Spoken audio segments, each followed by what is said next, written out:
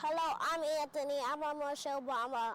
Here's the 5 things you should know. Right. Hello, everyone. My name is Ayanna Flowers. And I'm Ishmael Sistrom. And I want to say thank you for everyone who supported the Board of Education DESE public hearing on March 25th.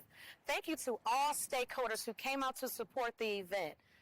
Don't forget, if you missed the event, you can catch it on our RGSD YouTube page. Thanks again for your support. Hey community, we want to make you aware of an exciting event happening at Riverview Gardens High School. Project Manhood is coming to the high school on Wednesday, April 2nd from 8 a.m. to 1 p.m. The young men at Riverview Gardens High School will get to experience keynote speakers, breakout sessions. They'll get a lot of resources and information just on what it is to be young men and to help build the community. We need to hear your voice on March 31st at Glasgow Elementary from 6 to 8.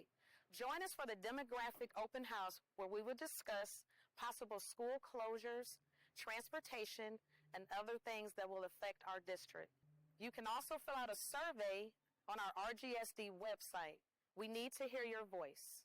We have a really important topic. We keep talking about attendance. It's very important to bring your kids to school each and every day. The Department of Elementary and Secondary Education in Missouri requires that 90% of the students be in school 90% of the time.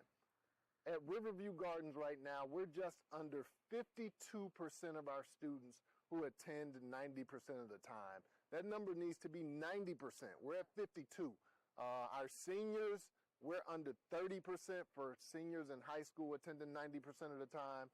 So we need to make sure that all of our kids are here each and every day. So parents, students, we can do better, and we must do better if we want to get back to full accreditation. We want to say congratulations to all the amazing Teacher of the Year winners for Riverview Gardens School District.